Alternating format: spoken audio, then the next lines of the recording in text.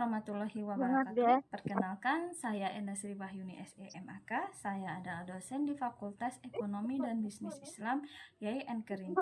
Saya adalah peserta PKDP 2026. Baiklah, saya akan membahas materi perkuliahan mata kuliah yang saya ampuh, yaitu mata kuliah pengantar akuntansi. Video yang saya buat ini adalah sebagai kelengkapan tugas PKDP 2006 kali ini. Oke lah. Adapun materi yang akan saya bahas kali ini yaitu mengenai pandangan umum akuntansi. Sebelum saya masuk ke materi yang saya akan bahas atau kita bahas kali ini, saya akan menjelaskan beberapa capaian yang harus mahasiswa ketahui untuk materi kali ini, yaitu mahasiswa diharapkan mampu memahami mengenai konsep dasar akuntansi itu sendiri, klasifikasi akuntansi, pengguna dari informasi akuntansi itu, terus profesi akuntansi itu apa aja, standarnya itu ada berapa, dan bagaimana siklus akuntansi itu sendiri. Oke, baiklah, saya akan masuk ke poin materi pertama, yaitu mengenai pengertian dari akuntansi itu sendiri. Oke, kita masuk ke pengertian dari akuntansi. Nah, apa itu akuntansi? Nah, akuntansi di sini saya menyimpulkan bahwa akuntansi adalah suatu kegiatan jasa yang fungsinya menyediakan informasi kuantitatif, terutama yang bersifat keuangan tentang entitas ekonomi yang dimaksudkan agar berguna dalam pengambilan keputusan ekonomi, dalam pengambilan pilihan-pilihan yang beralasan di antara berbagai pilihan alternatif. Nah, di sini ada salah satu dari pengertian akuntansi. Nah, dari berbagai banyak pengertian akuntansi, kalau kita searching, melihat dari berbagai referensi, bahwa pengertian akuntansi itu banyak sekali ya. Nah, semua para ahli yang di bidang akuntansi, mereka mengemukakan pendapatnya masing-masing, di mana mereka menyampaikan pendapat mengenai apa itu akuntansi. Namun dari berbagai pendapat tersebut, namun tujuan dan intinya itu sama gitu ya. Nah, dari berbagai itu saya mengambil pengertian yang tadi. Oke, selanjutnya yaitu klasifikasi akuntansi. Nah, klasifikasi akuntansi itu sendiri di sini ada 4. Yang pertama akuntansi keuangan, akuntansi manajemen, akuntansi biaya, dan akuntansi pajak. Nah, dari berbagai akuntansi mereka di sini ada spesifikasinya sendiri ya masing-masing. Yang pertama ada akuntansi keuangan ya, yaitu akuntansi yang dimana laporan keuangan untuk pihak eksternal yaitu investor, kreditur ataupun pemerintah. Di mana perbedaan antara keempat ini yaitu akuntansi keuangan di sini lebih bagaimana pengelolaan dana yang berasal dari luar perusahaan, misalnya dari pihak investor yang ikut berinvestasi ke dalam si perusahaan, ataupun pihak kreditur. Misalnya pihak kreditur bisa dikatakan boleh misal jadi pihak bank yang memberi pinjaman kepada perusahaan. Nah, si pihak perbankan ini atau bank ini bisa dikatakan pihak kreditur gitu ya.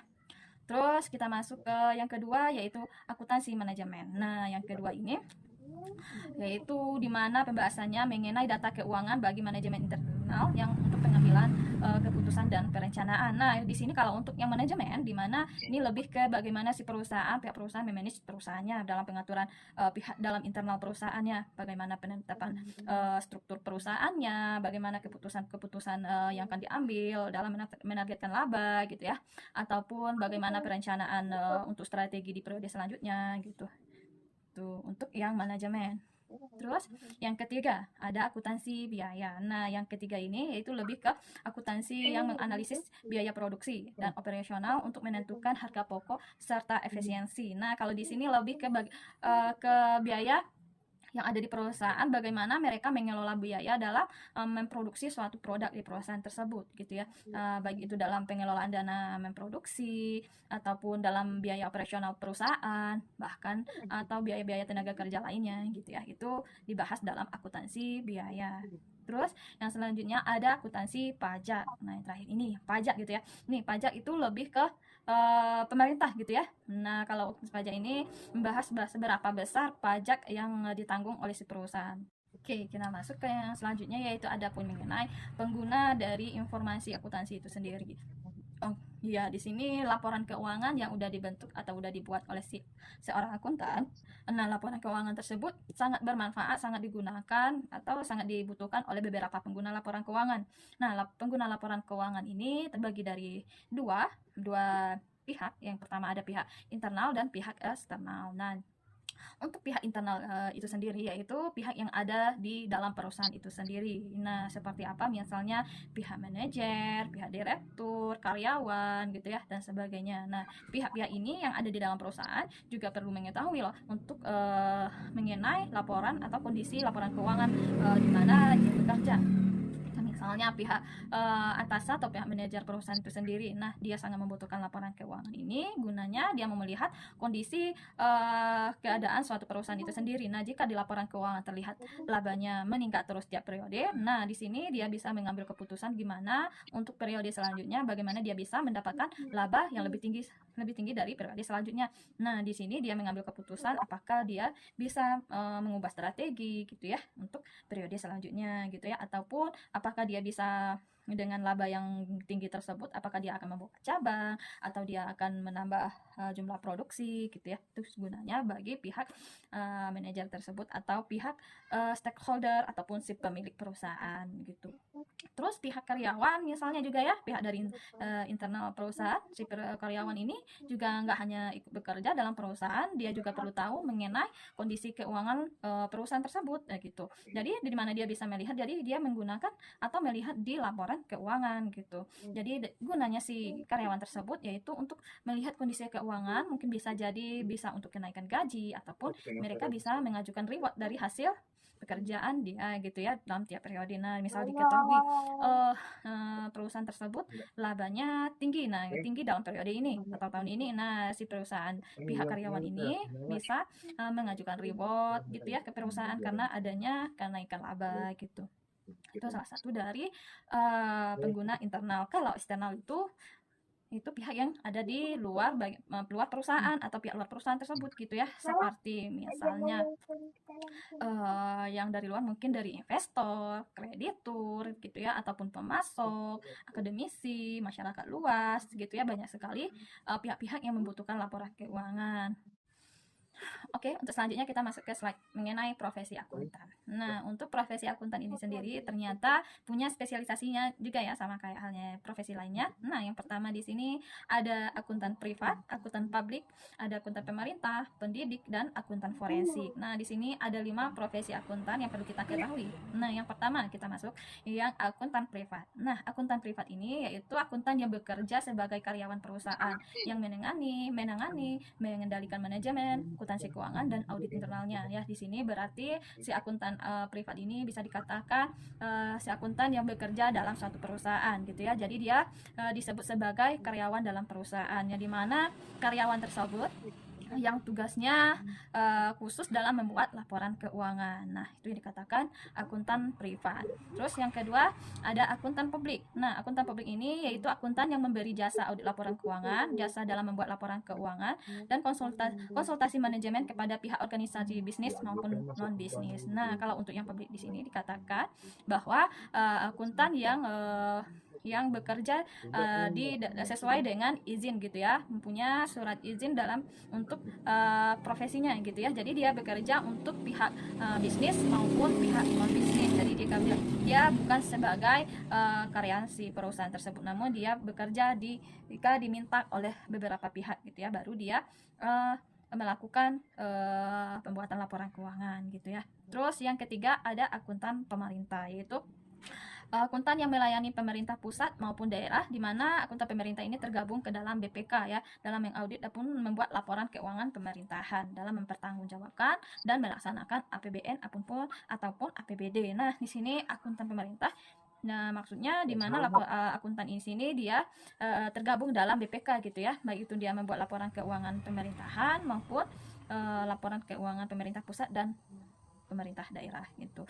Terus yang selanjutnya yang keempat ada akuntan pendidik. Nah, akuntan pendidik ini sebagai pengajar di perguruan tinggi melakukan penelitian, pengabdian untuk mencetak akuntan profesional baru. Nah, bisa dikatakan bahwa untuk akuntan pendidik ini akuntan yang bisa melakukan atau melahirkan seorang akuntan baru, di mana akuntan ini bisa dikatakan sebagai pendidik di perguruan tinggi, misalnya melakukan pengabdian masyarakat juga, melakukan penelitian gitu ya, itu dikatakan akuntan pendidik. Terus yang terakhir ada akuntan forensik. Nah, yang terakhir ini yaitu spesialisasinya di bagian menginvestigasi kejahatan keuangan. Nah, jika terjadi kejahatan ataupun kekeliruan di bagian keuangan, nah si akuntan forensik inilah yang bekerja dalam mengumpulkan bukti-bukti kejahatan keuangan gitu. Oke, kita masuk ke slide selanjutnya, yaitu mengenai prinsip akuntansi dan standar akuntansi keuangan yang berlaku di Indonesia. Nah, ternyata ada 5 ya standar akuntansi yang ada di Indonesia. Yang pertama SAK IFRS, SAK ETAP, SAK Syariah, dan SAK Pemerintah, dan SAK EMKM. Nah, yang pertama ada SAK IFRS atau yang dikatakan Standar Akuntansi Keuangan International Financial Reporting Standard. Nah, untuk yang pertama ini yaitu standar yang diadopsi dari International Financial Reporting Standard. Nah, standar umum yang digunakan oleh perusahaan-perusahaan yang udah tergabung dalam bursa efek gitu ya, yang udah perusahaan-perusahaan yang udah go internasional, contohnya misalnya PT Telkom Indonesia, TBK gitu ya, ataupun ada PT Unilever TBK gitu ya. Jadi perusahaan-perusahaan yang udah tergabung ke dalam bursa efek atau perusahaan-perusahaan yang udah go internasional. Jadi standar yang mereka pakai dalam pembuatan laporan keuangan ini yaitu standar IFRS. Terus yang kedua ada standar ETAP, SAK ETAP atau Standar Akuntansi Keuangan Entitas Tanpa Akuntabilitas Publik. Nah, yang kedua ini itu standar yang dipakai oleh entitas tanpa akuntabilitas publik, lebih yang perusahaan yang lebih sederhana dan praktis, misalnya contohnya koperasi simpan pinjam gitu ya, ataupun CV gitu ya. Itu yang contohnya untuk SAK ETAP. Terus yang ketiga ada SAK Syariah, tadi katakan standar akuntansi keuangan syariah. Nah, kalau untuk yang syariah ini udah pasti ya dipakai atau digunakan oleh entitas-entitas yang berdasarkan prinsip syariah gitu. Misalnya Mandiri Syariah, BRI Syariah, Koperasi berbasis syariah gitu ya. Itu yang menggunakan standar syariah. Terus yang keempat ada SAK Pemerintah. Nah, SAK Pemerintah ini standar akuntansi keuangan pemerintah. Udah pasti standar akuntansi untuk instansi pemerintahan ya, baik itu pemerintahan pusat maupun pemerintahan daerah yang ada di Indonesia. Jadi menggunakan standar khusus yaitu standar akuntansi keuangan pemerintah. Tuh. Terus yang kelima, yang terakhir ada SAK EMKM yaitu standar akuntansi keuangan entitas mikro kecil menengah. Nah, yang ini nih standar yang dipakai oleh usaha-usaha kecil menengah seperti warung kopi, warung makan, ataupun usaha kerajinan di rumahan. Oke, kita masuk ke slide selanjutnya, yaitu mengenai siklus akuntansi itu sendiri ya. Nah, dari slide ini terjelas sudah nampak bahwa di mana siklus akuntansi itu mulai dari dokumentasi analisis transaksi sampai ke neraca saldo setelah penutup gitu ya, atau neraca saldo setelah tutup buku gitu ya. Itu atau bisa dikatakan dengan jurnal penutup. Nah, mulai dari dokumentasi dan analisis transaksi, misalnya dalam suatu perusahaan pasti ada transaksi ya, baik itu transaksi jual maupun pembeli, simpan pinjam gitu ya, itu dalam suatu perusahaan. Nah, transaksi yang seperti itu yang perlu kita catat transaksinya, apakah uang masuk, uang keluar, masuknya karena apa, keluarnya kenapa gitu ya. Itu yang dikatakan mendokumentasikan analisis transaksi. Terus masuk ke yang kedua lagi, terus yaitu pencatatan ke dalam jurnal atau yang biasa disebut dengan menjurnal gitu ya. Nah, dari transaksi yang udah kita ketahui sebelumnya bahwa ada uang masuk uang keluar, kita pindahin lagi bukunya, kita masukkan lagi ke pencatatan atau menjurnal gitu ya. Itu atau yang biasa juga disebut dengan jurnal umum. Terus yang ketiga, dari menjurnal umum tadi sudah kita buat jurnal, masuk ke buku besar lagi, ada lagi yang namanya buku besar. Nah, buku besar ini di mana ada beberapa akun yang ada di transaksi tadi, ada akun kas misalnya ya, akun kas, piutang, perlengkapan, peralatan, gaji, beban gaji, misal utang piutang gitu ya. Nah, dari beberapa akun tersebut dibuatlah ke dalam buku besar, di mana buku besar ini tabelnya satu akun, satu tabel. Nah, di sini akan terlihat lebih jelas bahwa misalnya adanya transaksi pembelian peralatan itu di periode ini ada berapa kali gitu ya. Misalnya dalam pembelian periode ini, pembelian peralatannya ada 5 kali, misalnya ada 5 kali ini ada di tanggal berapa aja dan berapa aja gitu. Itu ya dikatakan membuat ke posting ke buku besar. Tuh. Nah, siklus selanjutnya kita masuk ke lagi penyusunan neraca saldo. Nah, setelah kita masuk ke buku besar tadi, nah kan udah kelihatan saldo di buku besar tadi, saldo di terakhirnya gitu ya. Misalnya pembelian peralatan tadi karena di tanggal terakhirnya terdapat misalnya 5 juta. Nah, yang 5 juta saldo 5 juta ini kita masukkan ke dalam penyusunan neraca saldo atau ke tabel neraca saldo ya. Tuh. Ataupun dan juga kita masukkan ke dalam untuk akun-akun semuanya ke dalam satu tabel. Terus yang kelima masuk ke jurnal penyesuaian. Nah, jurnal penyesuaian ini yaitu jurnal yang melakukan penyesuaian beberapa transaksi ataupun beberapa akun, nggak semua akun dan nggak semua transaksi yang melakukan penyesuaian. Contohnya atau kejadian-kejadian transaksi yang membuat jurnal penyesuaian ini. Misalnya pendapatan yang menimbulkan piutang, ataupun gitu ya, ataupun piutang yang menimbulkan pendapatan gitu ya. Misalnya si pihak perusahaan sudah melakukan misalnya perusahaan jasa sudah melakukan pekerjaannya untuk si pelanggannya, namun si pelanggan tersebut belum membayar gitu ya. Ataupun si pihak perusahaan nih belum bekerja, namun si pihak pelanggan ini udah bayar gitu. Itu kejadian-kejadian seperti itulah yang perlu disesuaikan ke dalam jurnal penyesuaian. Nah, dari jurnal penyesuaiannya, kita masuk ke siklus selanjutnya, yaitu neraca saldo setelah penyesuaian. Nah, neraca saldo setelah penyesuaian ini, yaitu kita mencatat yang dari neraca saldo sebelumnya, kita sesuaikan dengan jurnal penyesuaian. Setelah melakukan penyesuaian, kita masukkan lagi ke dalam pencatatan neraca saldo setelah penyesuaian. Nah, bisa dikatakan bahwa neraca saldo setelah penyesuaian ini gabungan dari neraca saldo dan jurnal penyesuaian. Nah, dari neraca saldo setelah penyesuaian ini, bisalah kita melanjutkan ke pembukuan selanjutnya, yaitu membuat neraca lajur gitu ya. Ataupun adapun neraca lajur ini itu kita merangkum mulai dari neraca saldo sampai ke membuat laporan-laporan sampai ke jurnal penyesuaian, neraca saldo setelah penyesuaian, selanjutnya laba rugi dan neraca. Sekianlah pembahasan materi kita untuk kali ini mengenai pandangan umum akuntansi, yang dimana kita udah bahas mulai dari pengertian akuntansi itu sendiri sampai ke siklus akuntansi. Jadi sekian dan terima kasih. Terima kasih.